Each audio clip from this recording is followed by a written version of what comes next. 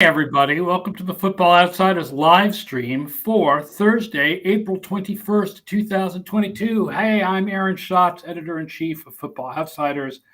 Mike Tanier is here. Tom Gower is joining us as well to talk about the NFL offseason.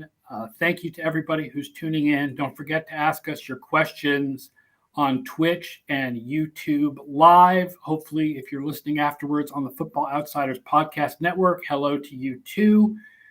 Don't forget to rate the show and write a review and tell your friends about our show Thursdays during the off season, 1 p.m. Eastern, which is what it is now, which is why we're doing a show. And here we are. And it's been a kind of slow couple weeks. And the big stories all seem to be contract related. So we're going to kind of talk about whatever offseason news, seems interesting to us. But we're starting with contracts, and we'll start with quarterback contracts because Mike wrote about quarterback contracts today in walkthrough, talking about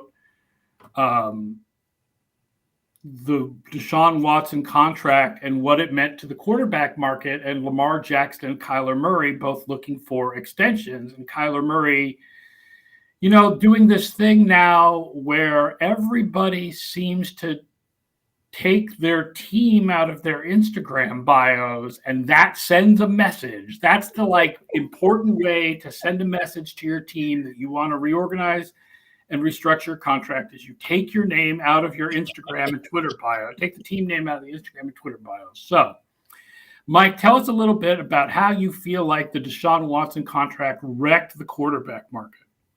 Well, in the past, and I'm thinking about contracts like, the Carson Wentz deal, the Jared Goff deal, some deals that didn't not work out, like the Jared Allen deal. After 3 years, the quarterback is eligible for their long-term contract, and teams would go to them and say, let's do this negotiation now because we want to get ahead of the market. We don't want somebody to jump in front of us and make the market more expensive. Let's do it while you still have 2 years on your rookie deal, your cheap fourth year, and then your big fifth year, assuming you were a first-round pick. That's the way it was done in the past. Now, the big contract that the quarterback is going to want is going to look like Deshaun Watson's contract. Now, that's 5 years, $230 million, fully guaranteed. No option years, bonus years at the end, no, bonuses that stack in 2024, we'll guarantee 2025. In 2025, we'll guarantee 2026. All that's off the table. With that size contract and that big a guarantee, all the incentive is gone. All the incentive is gone for the team to say, oh, you know what, Kyler Murray, we're going to come in a year early and we're going to take care of you right now. Or you know what, Lamar Jackson, this is your fifth year option. Let's do this right now. Not all the incentive, but most of the incentive is gone. And what I think is about to happen is teams are going to play hardball. They're going to wait. And especially for a quarterback, and both of these guys are coming off injuries. Both of them are scramblers who run a lot, who run on purpose a lot, who have a risk of injury. Teams are going to start playing the franchise tag daisy chain game like we saw with Kirk Cousins a couple of years ago. And what I think happened is Deshaun Watson changed the dynamics. When Washington did that with Kirk Cousins, it was like, what are you doing? What are you doing? This is a goofy, expensive mistake. Now suddenly it's going to be like, well, it's not that much more expensive than just handing him $230 million guaranteed where we can't get out of it if he gets hurt, can't get out of it if he slumps, et cetera, et cetera. Yeah, what's interesting is I don't know what it means for Kyler Murray to sit out of workouts. Sitting out of off-season workouts is whatever. I mean, we'll get to the wide receivers in a little bit, but a bunch of them are doing that. Sitting out of these workouts in April, big whoop-de-whoop. But what can Murray do as we get closer to the season when the real OTAs come after the draft? Can he sit those out when we get to regular training camp? Can he hold out? Is he going to have to show up and play and the Cardinals can play hardball with him? The way the new CBA is structured, you can't just sort of hold out and you get fined and then everyone waives the fine when you sign the contract and come in. It's stricter than that now. Well, the big example we saw with that was Aaron Rodgers last year. Aaron Rodgers did not hold out. The moment it was mandatory, he showed up. This is a guy who could conceivably, financially, reputation-wise, blow off anything he wanted, and he showed up. That's kind of how draconian it is right now. So Kyler Murray could do that. He could not show up. And you're talking about a younger quarterback with a more fragile reputation. trying to, and less money in the bank, less money available from State Farm, etc., trying to make that kind of deal. It seems highly unlikely. And I think in the short term, what you're going to see is Steve Keim and the Cardinals just saying, sure, take our names off your Insta. Sure, don't show up for voluntary OTAs. We'll see. We'll play chicken with you. We'll see what happens when it's mandatory, when you're supposed to show up. Right. And you might not see any movement. The first sort of real decision point is mandatory minicamp, and that's not until mid-June. Right. I don't know exactly. I haven't checked exactly when Arizona's is. But if he skips that, that's the first sign of really being serious. And the drop dead date is, I forget the exact day, but like the 6th day of training camp. If you don't report by that day, if you're holding out after that day, that season, your contract basically doesn't progress for that season. Yes. So he'll definitely be there by then. So with how aggressive he was early this offseason, I wasn't sure if he was just looking for financial terms, or if there was something more serious with his usage, like we may be seeing with Deebo Samuel. But at this point, it seems like it really is mostly just financial, and he's just trying to, and he and his agent Eric Burkhardt are just trying to really maximize what small amount of leverage they have. Yeah, I don't think it's a usage thing. I think Lamar Jackson knows what kind of quarterback he is, and he's fine with that. Yeah. And I think Kyler Murray knows what kind of quarterback he is, and he's fine with that. And these guys will run less as they get older, probably. But for now, I think they're comfortable with what they are. I think it's just about money and long-term guarantees and stability, long-term stability, and they want that contract. They want that big second contract. Not to mention the fact that these guys generally, measure each other against each other by their contract sizes, and you want to have one of the really big contracts. Right. Joey Suck says, you mentioned that the Goff and Wentz extensions smelled before the ink dried. Is there a number that would be good for you for these guys, or is that just so unrealistic as to be an invalid premise? You're going to incur risk. I don't think that the Goff and Wentz extensions necessarily smelled before the ink dried. I think there was risk as to how good those guys could really be, and unfortunately, both guys, you ended up on the downside of the risk. Right. I mean, in Goff, the upside for Goff was a question, and for Wentz, you already had the injury, and he had, the Super Bowl season happened, and then that other season happened. So there were some risks there. I think you're going to accrue risks. Okay, and if we were talking about Josh Allen money for Lamar Jackson, even with the accrued risks, I think the Ravens would do that if it was structured in a way that makes sense with it. I would do that if I was Eric DeCosta, if it was structured in such a way as I could pay some bills now and pay Lamar Jackson in 2023, 2024. Not necessarily. It's that $54 million in 2026. That's guaranteed, not as a number that you can guarantee in 2025 when the guy's still healthy or they're still with the program or all these other things. That's the number that I would look at and say, I have to be 100% satisfied if I'm making that. I would not give that to Deshaun Watson. Haslam did it, whatever. I would never do that. And I would just not do it for Jackson and Murray at this point. It's too many years down the line for a guy that I'm seeing coming off an injury season where, the way he plays, the things that make him special could make him limited in value a couple of years down the road. I want to see Jackson do 2019 again. Yeah. I mean, we know he can be that good, but the fact is the last 2 years he's been 20th in passing DYAR and 5th or 6th in rushing. Right. That's a good quarterback. Yeah. But that's not a great top of the line quarterback. And obviously there are lots of reasons why that's been the case. His, offensive line injuries and receiver problems, and the receivers in Baltimore have never quite developed. And Miles Boykin just getting cut this week. Yeah. Being a good example of that. But draft Twitter. I'd like to see Jackson. I don't want to guess that he can do 2019 again. I want to see him do something like 2019 again before I'm giving him all this money. And with the fully guaranteed Watson contract, you're running into the NFL's funding rule, where it's antiquated now because the volume of the national media deals that they get, NFL owners can all pay their their current cap charges out of that with no issues. But the NFL still has officially on the books the need to put actual money in escrow for future guarantees. And that's when you run into a real issue between the owners like the Haslams, who have billions and billions of, I don't know exactly how much he's worth, but he has a ton of money beyond the value of his NFL franchise. And I don't know how much Steve Biscotti still has beyond the Ravens, but that's a serious financial commitment. I mean, Aaron, you may remember when might have been like 2017 when Tom Brady signed an extension where he got a $30 million signing bonus. That was basically a restructure of to reduce the guaranteed money burden on the Kraft family. So they could take money out of escrow, right? Yes. So they did not have to have that amount of money in escrow for years. And they just tacked on like a dummy year. So that's a real limitation on the ability of some owners to make those kind of guarantees in that contract. So I don't think you'll see the Watson deal spread as fast as other market resetting deals. Right. I know some of the talk is, okay, so if the Cardinals play hardball with Murray, does it affect how Murray plays?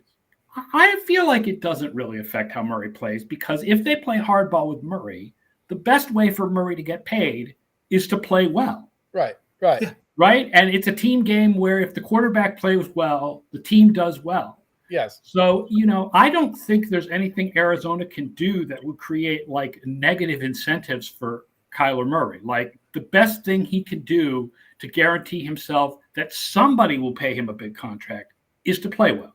Right.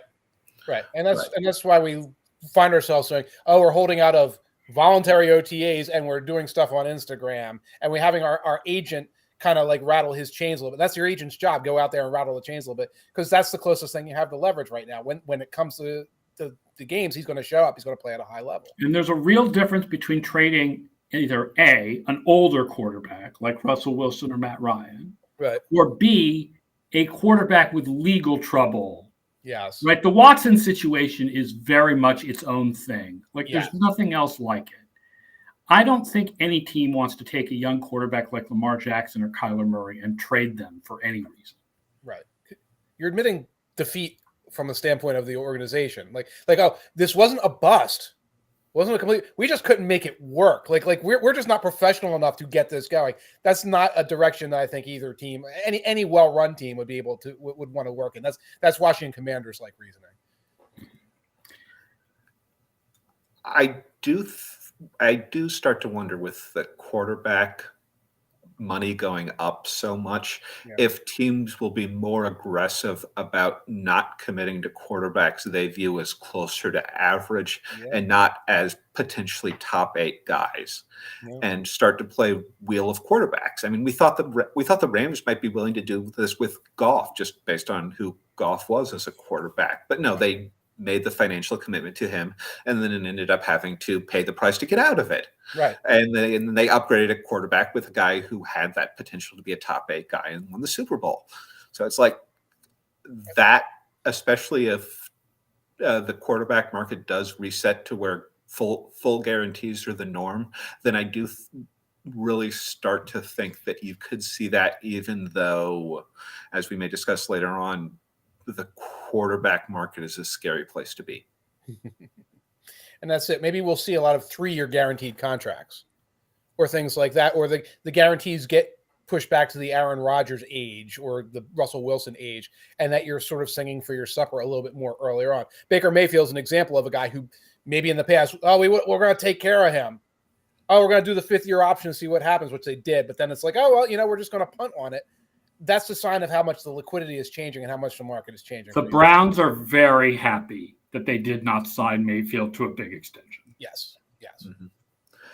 And one of the other things that you're seeing with this is these are first-round quarterbacks, so there's not the same sort of – so one of the reasons the Kirk Cousins situation happened the way it did is because Cousins was a 4th-round pick. Right. The first-round quarterbacks make more money by the standard of rookie contracts. 4th-round quarterbacks, there's more of a strong incentive to pay that player, which is part of what you're seeing play out with the wide receiver market between Deebo Samuel and A.J. Brown and DK Metcalf. And I think it's more important for them to get paid after 3 years from the perspective of both sides, which is what made Washington's handling of Cousins so unusual.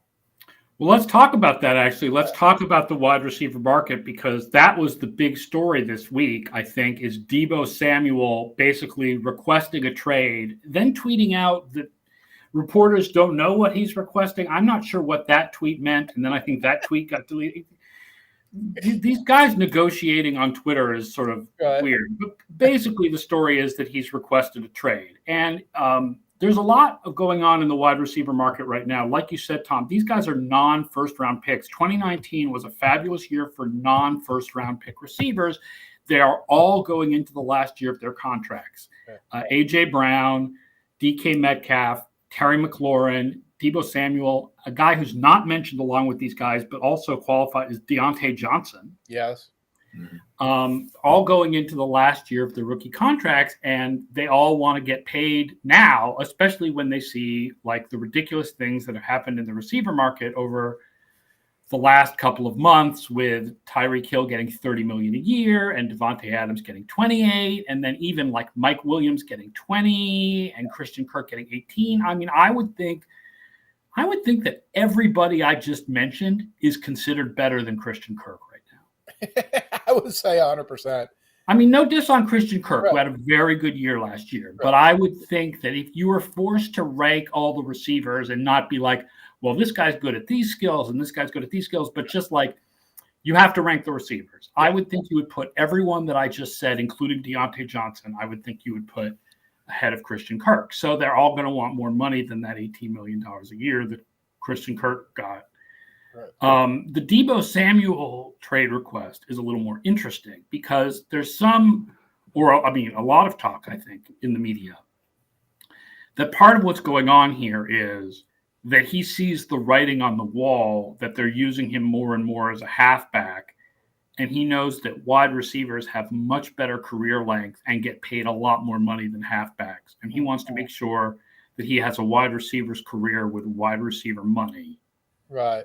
And I don't know whether the issue is he doesn't want to play running back or he just wants to make sure he never gets paid like one. But that's an issue that's not an issue with these other guys. It also creates an issue of if San Francisco does accede to his trade request and send him somewhere, if you send Deebo Samuel to a team that isn't going to use him the way San Francisco did in the second half of last year, are you getting the same quality player? I mean, he was a very good receiver in the first half of the year. Like the amount of yards after catch he got was phenomenal before they started using him as a running back.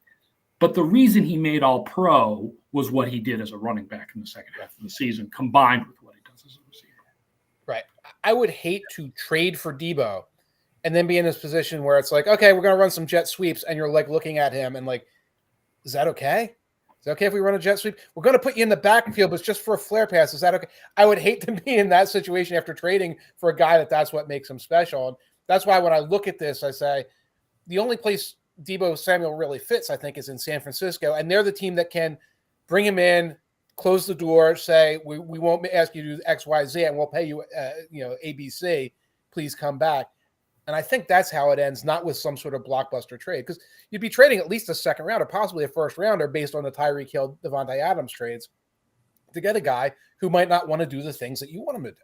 I mean, I think he would fit with the Jets, with San Francisco's old offensive coordinator. Yeah. Yeah. If they want to use him the same way, if he wants to be used the same way. Mm-hmm. Right. But I think, part of the what would make him the top guy among those names is the specialness of, I mean, some of it is he gets lots of yards after catch, but he gets yards after catch in part because the San Francisco offense is designed. San Francisco has led the league in yards after catch for 4 straight years. Right. They had Deebo Samuel for like half of that time, like last year and then like a couple of half seasons. Like They didn't lead the league in yards after catch every year just because they have Deebo Samuel. So San Francisco has made Samuel in part. Yeah. I think in a way that, for example, Washington has not made Terry McLaurin. No, not at all. And I would think we would all agree if Terry McLaurin went elsewhere, he probably would do better. He might. And then Washington would lose one of the few guys you look at and say, that's a leader. That's one of the leaders in this locker room. That's a leader in this organization you can turn to. I think they'd be reluctant to do that. Same for Tennessee with A.J. Brown, right, Tom? Yeah, it's the only thing you'd like to see from him is better health. Yeah. Right. And I think, again, we talked about the quarterbacks and how because of the way the CBA is set up, there really isn't a lot of good support for them to actually do holdouts once we get into real mini camps and real training camp.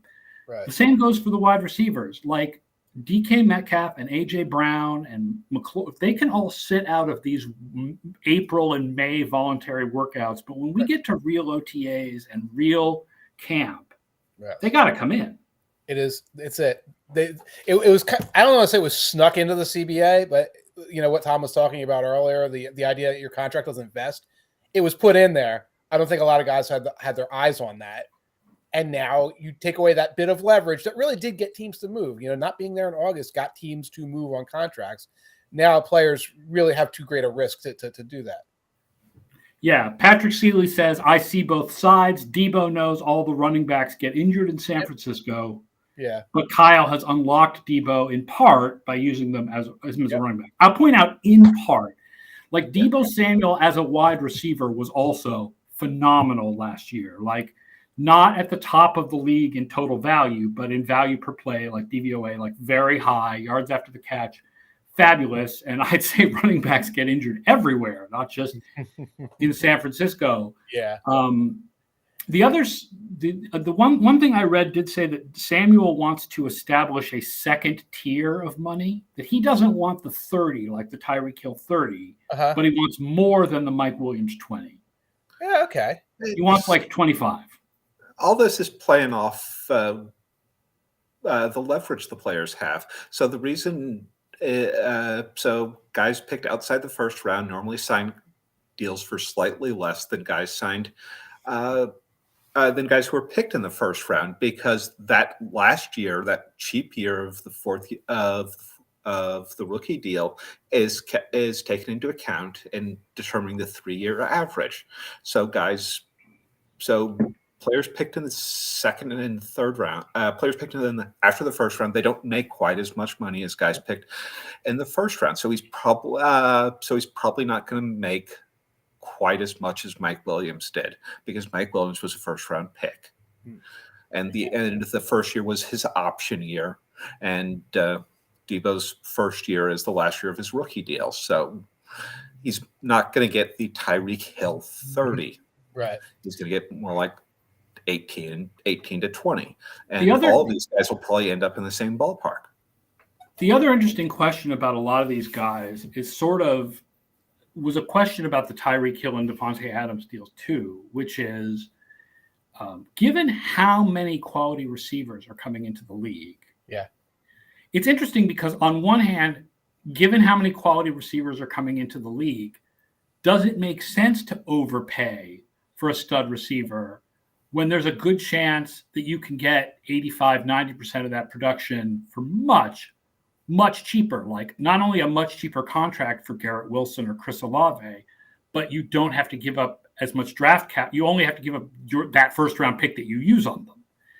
But on the other hand, every team needs at least 3 starting wide receivers now. This is a 3 wide receiver league. So there's lots of guys coming in, but there's lots of need for them. Look at the teams right now that have just like no receivers, like Chicago and Atlanta, like are just terrible. Right. Hey, by the way, I pulled up and I was writing something for this week, and I'm going to save it for next week. Every second and third round wide receiver since 2012. And the list is unbelievably great. So we're not even talking about first rounders, no Jamar Chase, Justin Jefferson.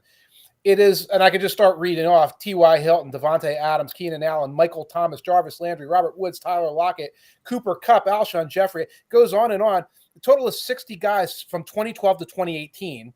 I didn't even put those last couple in. And 30 of those 60 have average values from Pro Football Reference of 15 or higher. So your bust rate is like your win rate is like 50% or better to at least get a solid receiver. Now, that's not going to convince me on AJ Brown when, I'm the Titans. I need my wide receiver one. We're in a playoff window. He's established. That's not going to convince me. I'll just get a guy in the third round. But if I'm trading, or if I've got some kind of fear like that, I'm going to trade capital and I'm going to put this kind of contract in. I'm going to look to this draft class because, again, in this draft class, I think George Pickens is going to be in the second round. I think Sky Moore is going to be in the second round. Christian Watson, a lot of the guys that draft Twitter is all aflutter about and say they might be a first-round pick, they're going to be sitting there in the second round. And some of them, like you said, Aaron, 75 to 80% of the production in a year or two that you're going to get from some of these guys.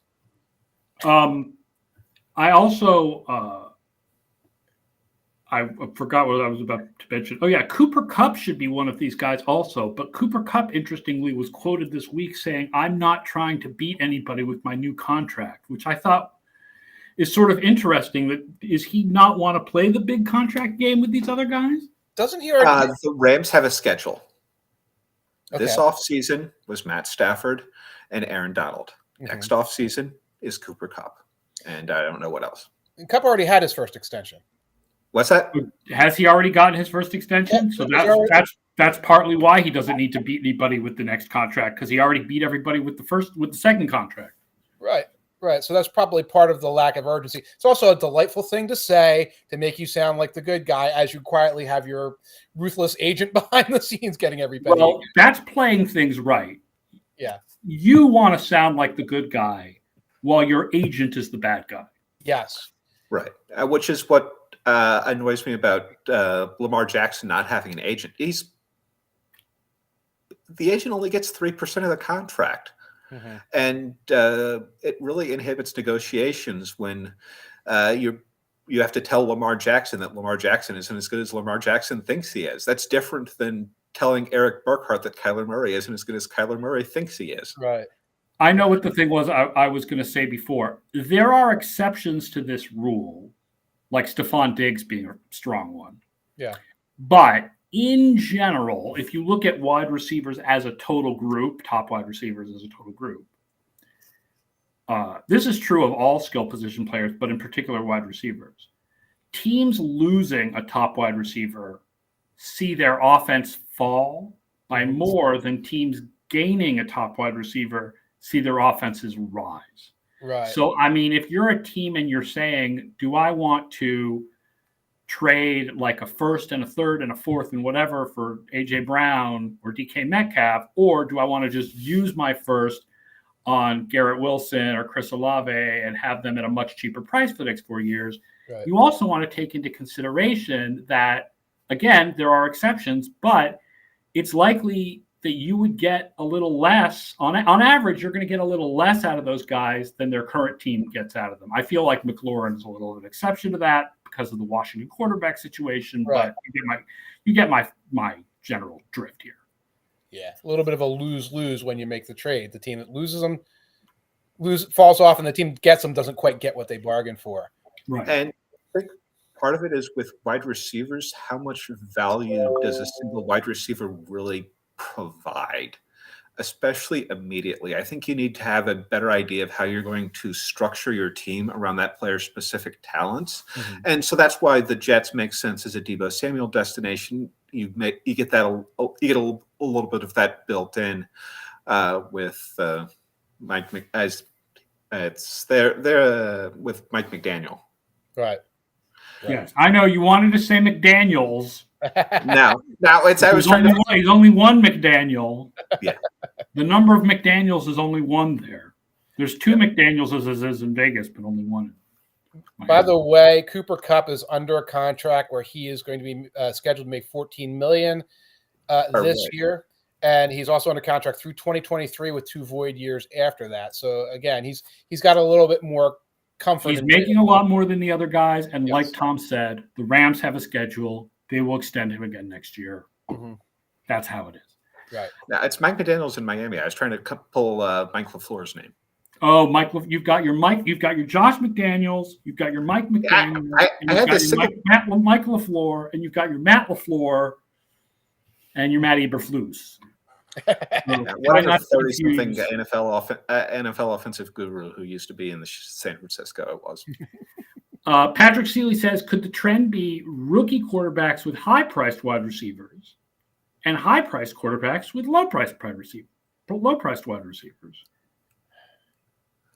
Well, I mean, if you want to pay anybody else on your team, those are good combinations to have. Except for the Raiders. Who now are giving Devontae tons of money and gave a big extension to Derek Carr. And the Rams and the Buccaneers. So there's still teams with high-priced quarterback and high-priced wide receivers. You got to get the savings somewhere, though. Yeah, it's and they're not spending on running back, maybe offensive. Maybe there's being cheap. You either have to get the savings somewhere, or like Tampa Bay, you have to plan to crash into a brick wall in 2024. Right. Well, it's when the Eagles won the Super Bowl in 2017. The salary cap that year was like 175 million. Their cash spending was like 230 million. Yes. So they basically scheduled a bunch of future pain and got a Super Bowl ring out of it. And the Bucs are living that right now. Yeah. They just get the future pain part in a couple of years, which I think is a trade-off anybody would happily take. Yes. Yeah, and that's another thing where you need owners with a lot of money beyond the value of their NFL team. The Glazers have a ton of money. Laurie has plenty of money, and he can make that sort of commitment. Executive producer V.I. Warshawski and other great feature films. My Stepmother Was an Alien. Jeffrey Lurie is full of residuals from his career as a producer. I'm trying to think of who the teams are that don't necessarily have a lot of money other than the Giants come to mind. Tennessee is definitely one of them. A lot of it, you're looking at owners who've owned their teams, or the team's been in the family for a long time. The Bidwell family does not have a ton of money in Arizona. The Bears are another team that does not have a ton of money. I don't think Irsay in Indianapolis has a ton of money. He doesn't have that much money by NFL standards. It probably restricts some of what the Packers can do in terms of cash flow. Which hasn't been an issue lately. But with a move toward more guaranteed contracts, it may become an issue as long as the funding rule is in place. Useful Title points out that Jeffrey Lurie actually won an Oscar this year. I'm not sure for what. He did the special effects on the Spider-Man movie. Little known fact. He produced the documentary Summer of Soul. Oh, I actually saw that. Jeffrey Lurie and Questlove, the unbeatable Philly combination. I was not aware Jeffrey Lurie was involved in that, and neither was Questlove, probably. Let's talk about some other stories. Let's just hit some other interesting headlines from the last couple of days. Patrick Mahomes saying that a different size in his receiving core will be useful. What are your thoughts about this? The Chiefs needed a third option in their passing game last year. Tyreek Hill caught a lot of passes, but they needed another wide receiver. I think they do need to change how they'll play, especially against two high defenses. They need a wide receiver who can just be an outside the numbers type player. Maybe win 50-50 balls, and they need somebody who can play over the middle. They can't just rely on Travis Kelce and a bunch of gadget guys. Well, Juju is the second guy. Yes, and he is taller. This really sounds like Juju Smith-Schuster is 6'1", and Marquez Valdez-Scantling is 6'4". But when you think Marquez Valdez-Scantling, you do not think 50-50 balls. Right. So Juju is probably the inside guy. They need an outside guy. I don't understand why they wanted Valdez-Scantling unless it's just a Mecole Hardman upgrade. He's like a 4 good plays a month receiver, and you just hope for it. He's not the sort of outside sustainer that I thought they needed last year. I think Patrick Mahomes needed something really positive to say coming out of those workouts, and what he came down with is they're tall. and he managed to spin that into something positive here. So yeah, Tom's right. They need more receivers. I don't think it's like, oh, this is what he's been missing. Someone slightly taller who catches overthrows. But it makes for a positive statement coming out of the workouts. Patrick Seeley points out that Juju and Mahomes' brother on TikTok are a bad combination. That's why I don't do TikTok. What do you I don't guys do think of TikTok. this rumor? Bill Houston, Deebo would fit with the Chiefs, and they have draft capital and a creative mind like Reed. My feeling is if they were going to trade for Deebo, they would have just kept Tyreek Hill. Yeah, I don't think they have the future money then, because then you have to satisfy him with the contract, and then you traded away all the guys. You say, well, you know what? The consolation prize is we can get defense. Now you can't get defense. You kind of went all the way around and came back right where you started from, and I don't think that's what their plan is. It would help a little bit in terms of age, but Yeah, marginally. right, Yeah. right. Justin Fields says he hopes the new coaching staff, quote, will just tailor the plays to my skill set. Well, we all do. We all do. The problem that Justin Fields has is not whether the coaching staff will tailor the plays to my skill set, because I think they'll do a better job of that than last year's coaching staff, because it's hard to do a worse job. It's that there are no teammates. I mean, I with all respect to David Montgomery, I mean, these, there are players, Daryl Mooney is a useful player, and Cole Kmet is developing, and that's all nice. But I mean, their receiving core is just shattered, and their defense does not have a ton of guys either right now. Like, that team is in massive rebuilding mode. So I don't know how much Justin Fields, you're going to be able to judge how good he really is based on what is around him this year. Yeah. Go ahead. This just feels more like puffery. It's like, I hope the new coaches are good, and I enjoy playing for them. Yeah. It is an indictment of the last crew. That's a message, just in case we didn't get the message before. I think he was saying a message there. But by the way, the receiving core, I just got to read them out. Equanimous St. Brown, Darnell Mooney, Byron Pringle, Isaiah Coulter, Daz Newsome from UNC last year, and Naimba Webster. That's a good two. That's a 2 and 2 4s. That is two. Mooney is a 2. Pringle and St. Brown are 4s. And we have a couple of USFL 2s, I think, mixed in there at the end, and no first-round pick. So they will be tailoring a wishbone offense to Justin Fields' talents. Ben McAdoo said about drafting a quarterback, I'm a big swing for the fences kind of guy. Now, the first thing is Ben McAdoo is not making any of the decisions here. He's the offensive coordinator. So it doesn't matter if he wants to swing for the fences. Look at the McAdoo photo in the corner. Look at that.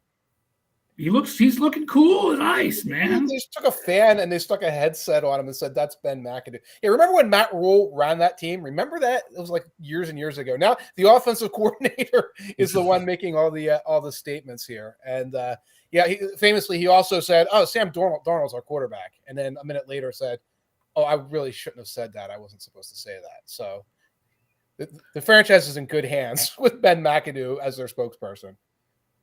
I mean, I guess it's a big swing for the fences to hope that guys with projections as low as Pickett and Willis really turn into big and really good NFL quarterbacks. I mean, that's a swing for the fences. That's the kind of guy who hits 190 with 30 homers kind of swing for the fences. Adam Dunn. I would say that if I was to take his statement more seriously, I would say it sounds like he's trying to create leverage for the Giants to move out of number 5 for a team that wants a quarterback and thinks the Panthers are going to take a quarterback. Yeah, for the Panthers. He's trying to get leverage to get somebody to trade up to 5. It's like that's ahead of the Panthers. Or get the Panthers pick to trade down so you get ahead of the Giants the second pick. Maybe. The Giants' picks are 5 and 7, and the Panthers are right between them at 6. Right. So if you think Carolina is taking a quarterback, then you want the Giants' pick at 5 because they'd probably be willing to move out. I think Carolina probably does want. They're approaching Washington levels of how much out of there can I really trust in terms of coherence and strategy. But I think they probably do really want to move out. Unless they love a quarterback way more than I think they should. then they probably do want to move out. Maybe if teams want a quarterback, they're willing to call Carolina. But if you think Carolina wants a quarterback, then you should call New York. My guess is they're not going to be able to move out, and they're going to end up taking a quarterback, and then it's probably going to be the first quarter. No, just for Detroit. No, they're going to end up with the first quarterback off the board. Patrick Seeley asks, why did the Panthers trade for Gilmore and not sign him? Because they looked like they were in a very different place after 3 games of the 2021 season than they looked like after the end of the 2021 season. Yeah, it's kind of 2 dubious decisions. It's like, oh, we think we're contenders now because we beat these horrible teams at the beginning of the season. And then, well, we can't keep this guy now. When they had the cap space, they could have at least said, well, maybe we'll just continue on this route because he is, the Colts think they've got a Pro Bowl player in Gilmore, and maybe they could have kept him under those circumstances. One more comment to comment on. Jake Matthews saying, we don't look at this as a rebuilding year. I just want to say that as much as we might want to laugh on it, I think this is how every player should feel. Yes. It's not a player's job to look at anything as a rebuilding year. It's a player's job to go out and play as well as they possibly can. And you don't want any player to think of anything as a rebuilding year. You want a player to think that they're in it. You want a player who sees that his team just went 7-10 and think they're close to the playoffs, as opposed to the front office, which sees they went 7-10. They have no cap space.